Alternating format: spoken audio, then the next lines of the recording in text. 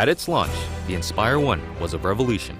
It turned tens of thousands of people into aerial filmmakers and now appears on professional film sets around the world.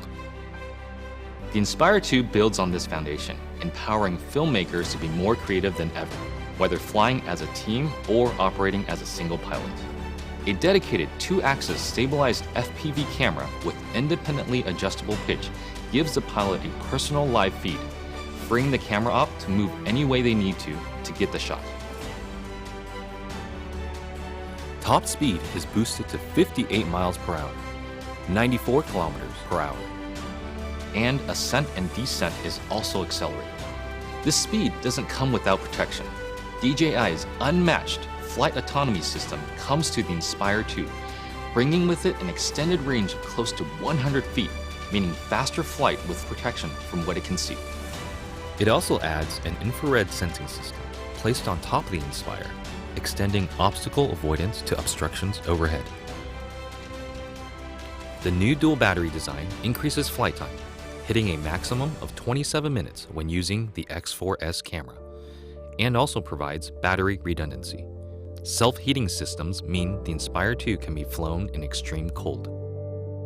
The Zenmuse X5S Micro Four Thirds camera now has a 20.8 megapixel sensor with better pixel performance.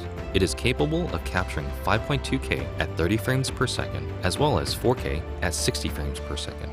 It also supports cinema DNG and ProRes recording. And you just kind of look at it and you go, like, that's really small, but how can this little small thing give these big results?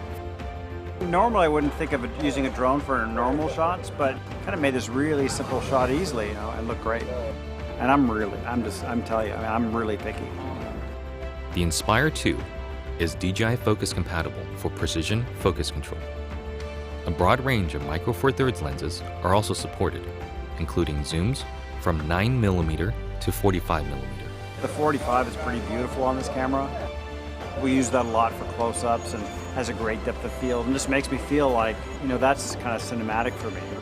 The Inspire 2 image processor, known as CineCore 2.0, offers cinema DNG, ProRes, H.264 and H.265 recording onto a detachable PCIe SSD drive with a maximum read and write speed of 6 gigabits per second or a micro SD card. ProRes is a widely used delivery method for post-production, offering flexibility for editing while not compromising image quality. But to get the absolute most out of what you shoot, the Inspire 2 also captures RAW. Acquiring content on RAW just gives you more information to work with in your post-process. The RAW native cinema DNG format gives you the most dynamic range possible of that camera. It basically takes full advantage of the sensor and everything that it can see. There isn't one shot that we compromised for detail, for color purity, for separation of images, for black, for low light detail, highlight detail. But I never could have told you that this particular footage came from a drone. It's just too good.